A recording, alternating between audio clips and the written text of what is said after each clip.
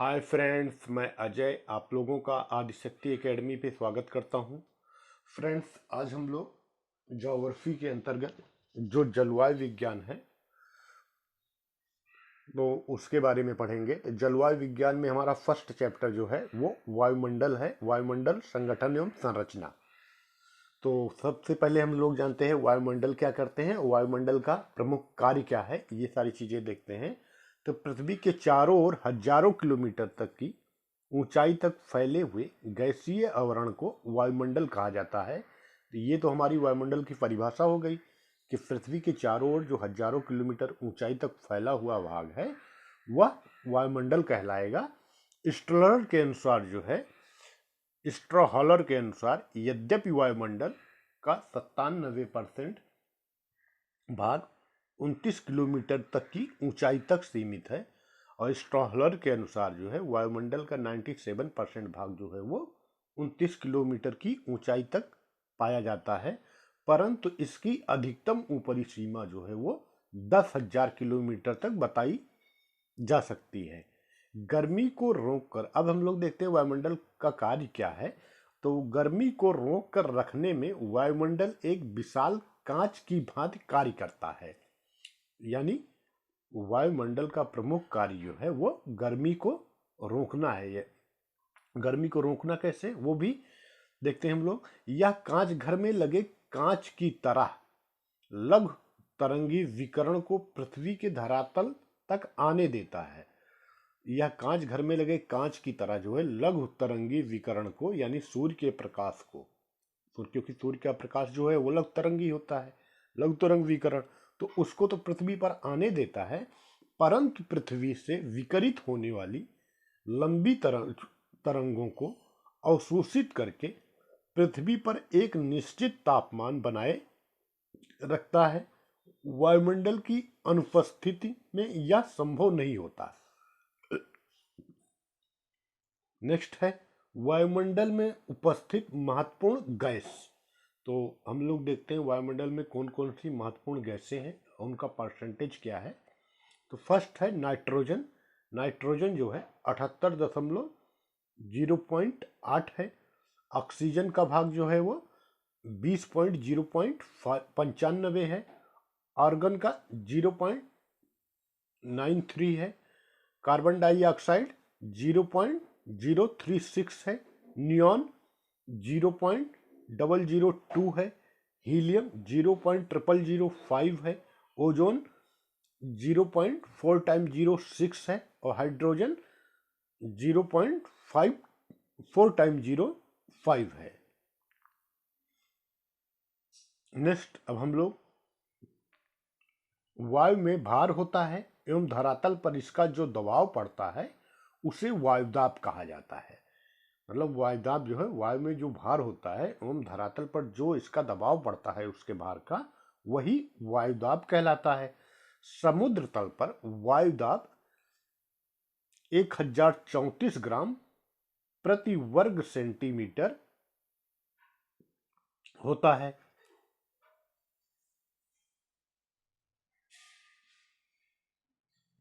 दूसरा, गैलीलियो के शिष्य टोरिसिली ने वायुदाब मापी का आविष्कार किया। गैलीलियो के एक शिष्य है टोरिसिली, वैज्ञानिक टोरिसिली जो है, उन्होंने वायुदाब मापी का आविष्कार किया एवं सिद्ध किया कि वायु में भार होता है। दूसरा, ऑक्सीजन गैस प्रज्वलन के लिए अनिवार्य है, यानी प्रज्वलन के लिए जो है ऑक्सीजन अनिवार्य है। दूसरा है नाइट्रोजन गैस जो है वो ऑक्सीजन को तनु करके प्रज्वलन को नियंत्रित करने का कार्य करती है और नाइट्रोजन का कार्य जो है वो ऑक्सीजन को तनु करके प्रज्वलन को नियंत्रित करना। Society for conservation of nature नामक एनजीओ ने इंडियन नाइट्रोजन असेसमेंट रिपोर्ट जारी की है। कार्बन डाइऑक्साइड गैस पृथ्वी से होने वाले दीर्घ विकिरण को आंशिक रूप से सोख कर उसे गर्म रखती है और ओजोन गैस जो है वो पैरावैग्निक किरणों से जीवों की रक्षा करती है। वायुमंडल का 50% भाग 5.6 किलोमीटर की ऊंचाई तक सीमित है। वायुमंडल के निचले स्तर में भारी गैसें जैसे कार्बन डाइऑक्साइड 20 किलोमीटर तक, ऑक्सीजन तथा नाइट्रोजन 100 किलोमीटर तक पाई जाती हैं, जबकि अधिक ऊंचाई पर हीलियम, नियॉन, क्रिप्टन एवं जेनेन जैसी हल्की गैसें पाई जाती हैं। गैसों के अलावा वायुमंडल में जलवाष्प, धुएं के कण, नमक के कण, धूल के कण भी विभिन्न अनुपात में पाए जाते हैं। वायुमंडल में जलवाष्प की मात्रा इसके कुल आयतन का 4 से 5% है। ध्रुवीय क्षेत्रों के शुष्क वायुमंडल में जलवाष्प की मात्रा काफी कम होती है, जबकि उष्ण आर्द्र में इसकी मात्रा अधिक यानी 4% होती है। ध्रुवीय क्षेत्र में जलवाष्प की मात्रा जो है वो काफी कम पाई जाती है, क्योंकि वहां की वायु शुष्क टाइप से होती है। और उष्ण आर्द्र प्रदेश जो है वहां के वायुमंडल में जलवाष्प की मात्रा अधिक होती है, क्योंकि वहां पे आर्द्रता पाई जाती है। ऊंचाई में वृद्धि के साथ साथ जलवाष्प की मात्रा में कमी आ जाती है। वायुमंडल के संपूर्ण जलवाष्प का 90% भाग जो है वो 8 किलोमीटर की ऊंचाई तक सीमित है।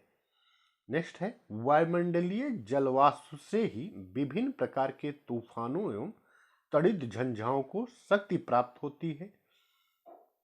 जलवाष्प सूर्य से आने वाली सूर्यताप के कुछ अंश को अवशोषित कर लेता है। यह पृथ्वी द्वारा विकिरित ऊष्मा को भी संजोए रखता है। इस प्रकार एक कंबल की तरह यह कार्य करता है। नेक्स्ट है, धूल के कण मुख्यतः वायुमंडल के निचले भाग में पाए जाते हैं। नेक्स्ट, ध्रुवीय तथा विषुवतीय प्रदेश की अपेक्षा उपोष्ण एवं शीतोष्ण क्षेत्रों में धूल के कणों की मात्रा अधिक होती है। धूल, धुआं एवं नमक के कण जलवाष्प को आकृष्ट करने के कारण आर्द्रताग्राही नाविक का कार्य करते हैं। इनके चारों तरफ संघनन के कारण जल बूंदों का निर्माण होता है। धूल के कण सूर्य से आने वाली किरणों के प्रकीर्णन का भी कार्य करते हैं, जिस कारण आकाश का रंग नीला दिखाई देता है। अब हम लोग देखते हैं वायुमंडल की संरचना। वायुमंडल में वायु की अनेक संकेंद्रीय परतें हैं, जो घनत्व एवं तापमान की दृष्टि से एक दूसरे से बिल्कुल भिन्न है। वायुमंडल में अनेक संकेंद्रीय परतें पाई जाती हैं, जो घनत्व एवं तापमान की दृष्टि से एक दूसरे से भिन्न है। तापमान के ऊर्ध्वाधर वितरण के आधार पर वायुमंडल को निम्नलिखित परतों में विभाजित किया जाता है। फर्स्ट है क्षोभ मंडल। क्षोभ मंडल यह वायुमंडल की सबसे निचली एवं सघन परत है। क्षोभ मंडल जो है वायुमंडल की सबसे निचली और सघन परत है, जिसमें वायु के संपूर्ण भार का 75% भाग पाया जाता है। नेक्स्ट है दूसरा पॉइंट क्षोभ मंडल का, धरातल से इस परत की औसत ऊंचाई लगभग 14 किलोमीटर मानी जाती है। यह परत भूमध्य रेखा से ध्रुवों की ओर पतली होती है।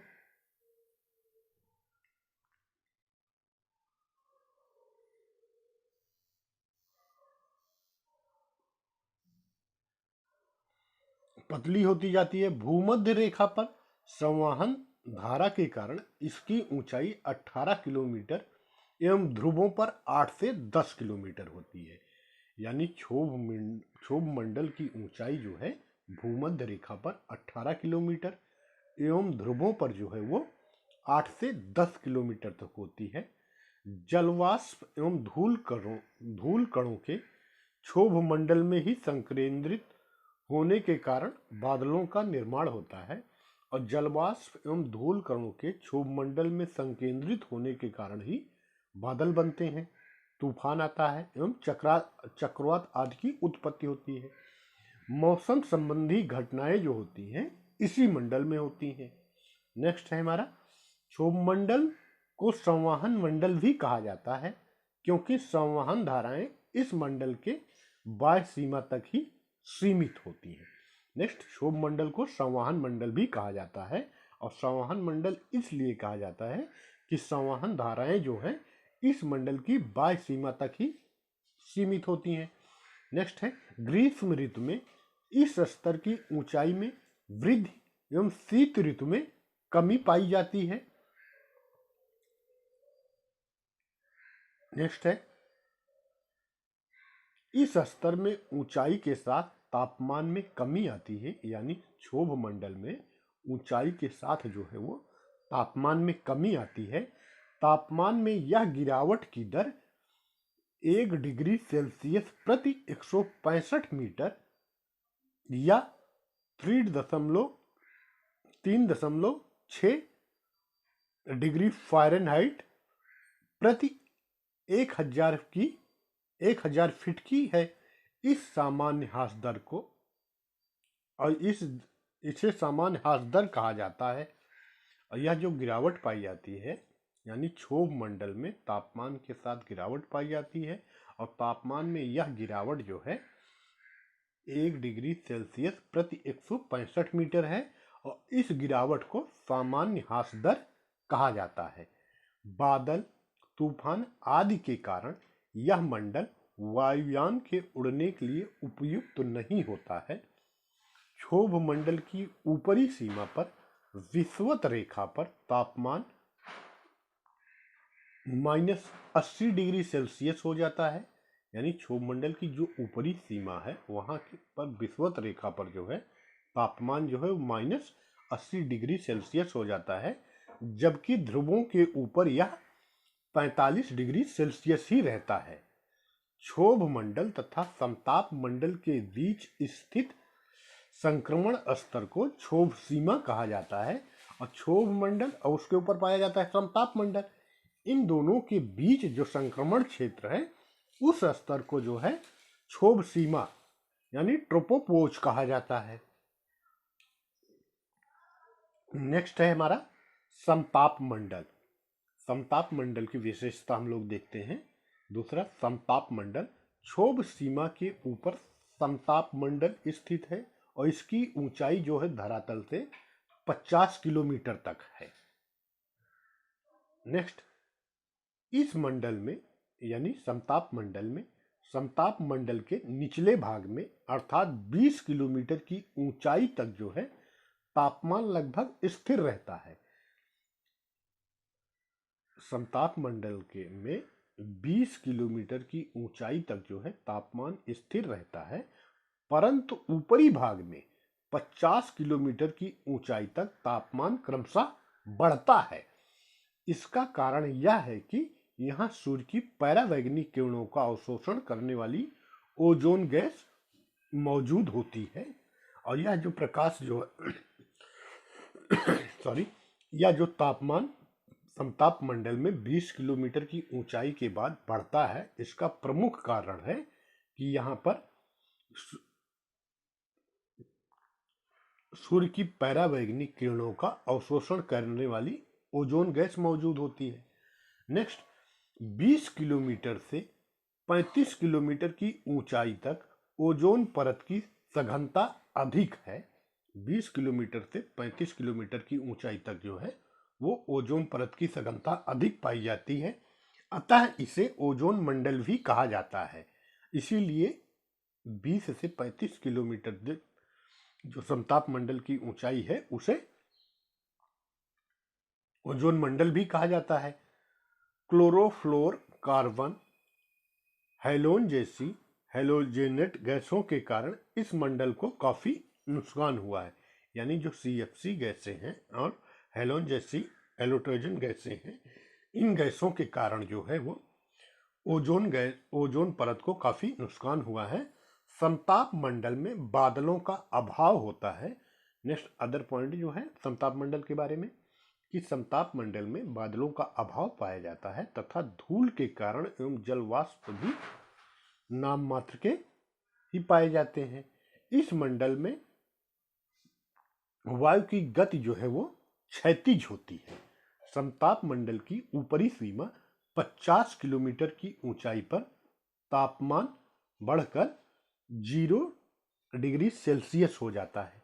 समताप मंडल की जो ऊपरी सीमा है यानी 50 किलोमीटर की ऊंचाई पर, वहां तापमान जो कि क्षोभ मंडल की ऊपरी सीमा पर -80 डिग्री सेल्सियस था भूमध्य रेखा पर, और ध्रुवीय क्षेत्रों पर की ऊपरी सीमा पर -45 डिग्री सेल्सियस था, वह जो है बढ़कर समताप मंडल की ऊपरी सीमा पर 0 डिग्री सेल्सियस हो जाता है।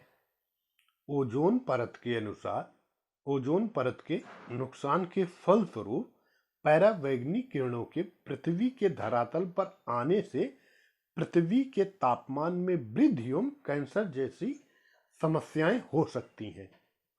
तो ये ओजोन परत के नुकसान से जो हम लोगों को हानि होगी उसके बारे में बताया गया है कि ओजोन परत के नुकसान के फलस्वरूप जो है सूर्य से निकलने वाली परावैंगनी किरणें जो है वो पृथ्वी के धरातल तक आ जाएंगी, और उनके पृथ्वी के धरातल तक आने से पृथ्वी के तापमान में वृद्धि एवं यहाँ के जीव जो है उनमें कैंसर जैसी समस्याएं हो सकती हैं।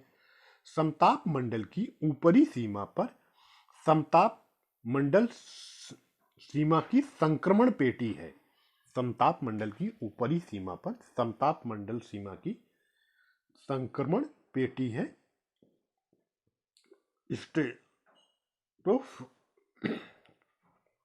स्ट्रेटोपास वैज्ञानिकों के एक समूह के अनुसार समताप मंडल में ब्लैक कार्बन की मात्रा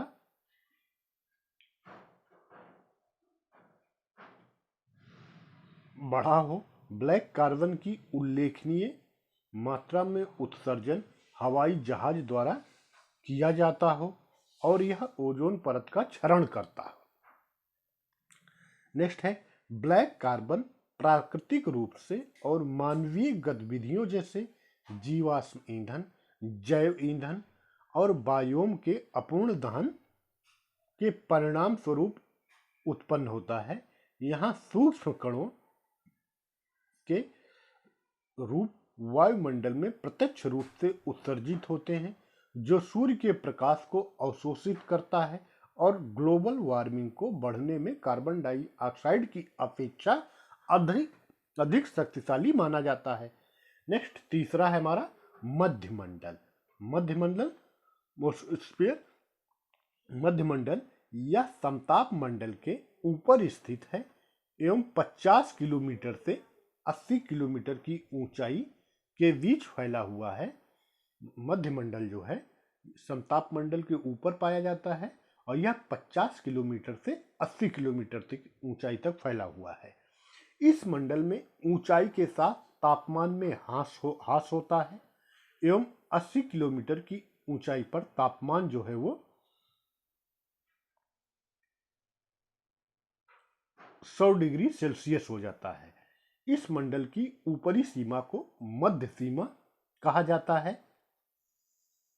नेक्स्ट है आयन मंडल।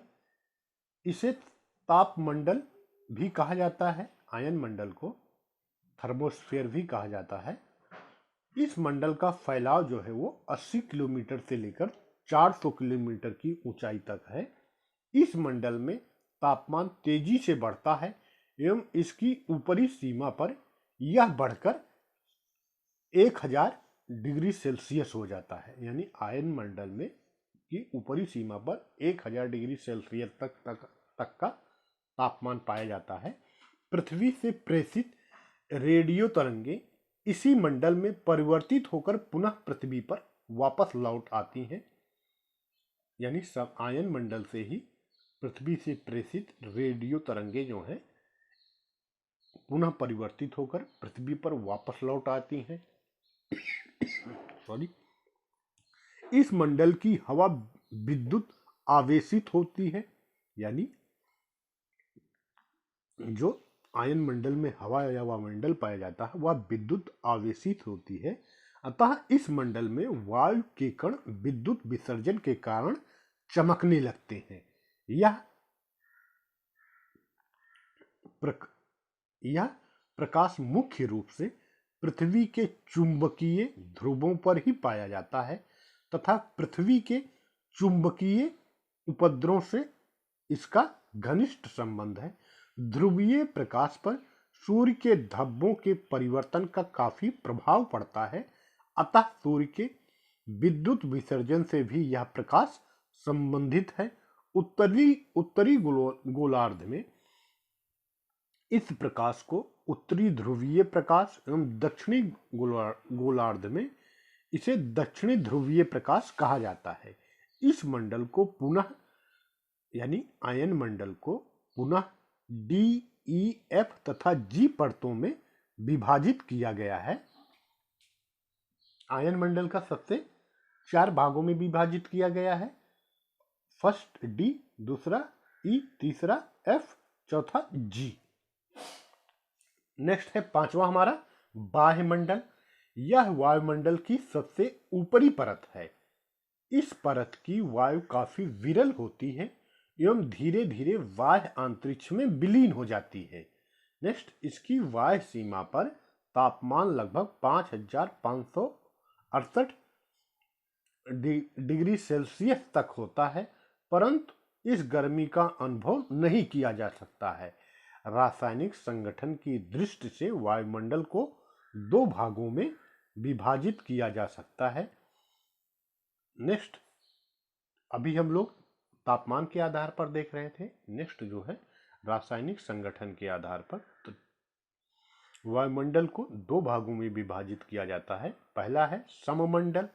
सममंडल यह वायुमंडल का निचला भाग है। इसकी वायु सीमा जो है वो 88 किलोमीटर निर्धारित की गई है। इसे पुनः 3 उप स्तरों में विभाजित किया गया है।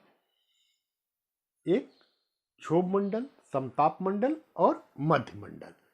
यानी सममंडल जो है 88 किलोमीटर तक पाया जाता है और सममंडल को पुनः जो है 3 उप भागों में विभाजित किया गया, क्षोभ मंडल, समताप मंडल और मध्य मंडल। इस भाग की प्रमुख गैस ऑक्सीजन एवं नाइट्रोजन है और सममंडल की प्रमुख गैस जो है वो ऑक्सीजन एवं नाइट्रोजन है। रासायनिक दृष्टि से इस मंडल को सममंडल कहा जाता है क्योंकि इसमें गैसों के अनुपात में परिवर्तन नहीं होता है। नेक्स्ट है विषम मंडल। दूसरा है हमारा विषम मंडल। इस मंडल की ऊंचाई 90 किलोमीटर से 10,000 किलोमीटर तक की है। इस मंडल में स्थित विभिन्न परतों के रासायनिक एवं भौतिक गुणों में विषमता के कारण ही इसका नाम विषम मंडल है। इसमें विभिन्न गैसों की 4 परतें पाई जाती हैं। नंबर 1 आणविक नाइट्रोजन परत 90 से 200 किलोमीटर तक। दूसरा आणविक ऑक्सीजन परत 200 से 1100 किलोमीटर तक। तीसरा हीलियम परत 1100 से 3500 किलोमीटर तक। चौथा है आणविक हाइड्रोजन परत 3500 से 10,000 किलोमीटर तक। फ्रेंड्स, 2 चीजें हमने छोड़ दिया था। एक हम लोग जानते हैं ध्रुवीय भंवर। ध्रुवीय भंवर पृथ्वी के दोनों गोलार्धों के ध्रुवों के परिवृत्त निम्न दाब एवं ठंडी वायु का एक विस्तृत क्षेत्र है। यह ध्रुवों के निकट ठंडी वायु को बनाए रखता है। यह क्षोभ मंडल तथा समताप मंडल में विद्यमान होता है। क्षोभ मंडल में विद्यमान ध्रुवीय भंवर मौसम को प्रभावित करता है, परंतु समताप मंडल में स्थित ध्रुवीय भंवर क्षोभ मंडलीय भंवर की तुलना में अधिक सुसंगठित होता है। यदि दोनों ध्रुवीय भंवर एक सीधी रेखा में व्यवस्थित हो जाते हैं तो तीव्र हिमीकरण प्रभाव उत्पन्न करने जैसी परिस्थितियां उत्पन्न हो सकती हैं। नेक्स्ट एक और छूट गया था हम लोगों का, ये फिगर। इस फिगर में वायुमंडल के जो विभिन्न परतें हैं वो बताया गया है, तो हम लोग उसको देख लेते हैं।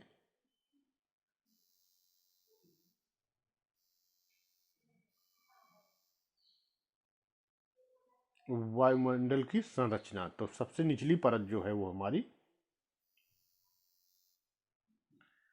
फर्स्ट उत्तरी ध्रुव, दक्षिणी ध्रुव, और बीच का जो है वो इक्वेटर है।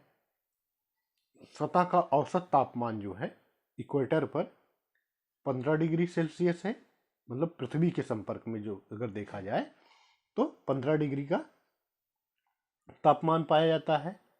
सामान्य ताप पतन दर स्टार्ट होती है उसके बाद जैसे जैसे हम ऊपर जाते हैं, और ध्रुवों पर जो है वो -45 डिग्री सेल्सियस दोनों ध्रुवों पर, और भूमध्य रेखा पर देखते हैं तो -80 डिग्री सेल्सियस का तापमान पाया जाता है। ये क्षोभ मंडल में होता है। और क्षोभ उसके बाद हमारा होता है क्षोभ सीमा। क्षोभ सीमा के बाद स्टार्ट होता है हमारा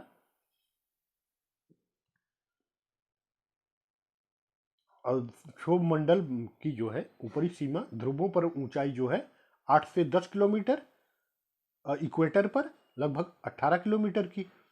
नेक्स्ट उसके बाद जो है 1.5 से 2 किलोमीटर जो है वो क्षोभ सीमा होती है, जहां क्षोभ सीमा में ही जेट स्ट्रीम चलती हैं। नेक्स्ट हमारा आता है उसके बाद ओजोन समताप मंडल, और समताप मंडल में जो है 20 से 35 किलोमीटर की ऊंचाई तक जो है वो ओजोन परत पाई जाती है।